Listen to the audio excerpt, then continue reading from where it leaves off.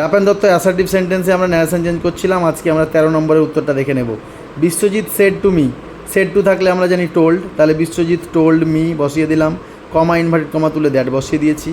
You, you বলতে আমরা দ্বিতীয় জনকে বোঝাচ্ছি মি, অর্থাৎ মি এর যেহেতু আমরা দ্যাট বসানোর পর এখানে সাবজেক্টিভ কেস বসাবো, আই, উই, হি, ঠিক আছে, দে, এগুলো আমরা কিন্তু সাবজেক্টিভ কেস, উই, এই সমস্ত কিছু বসাতে হয়। তাহলে ইউ বলতে মি, অর্থাৎ মি এর সাবজেক্টিভ কেস হচ্ছে আই, তাহলে আই বসিয়ে দিলাম।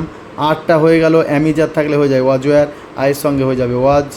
মাই বলতে আমার, মাই বলতে প্রথম জনকে বোঝাচ্ছে বিশ্বজিৎ, তাহলে আমার বলতে তার, হি থাকলে হয়ে যাবে হিজ। এবার অনলি ফ্রেন্ড বসিয়ে দিলাম, হোম বসিয়ে দিলাম।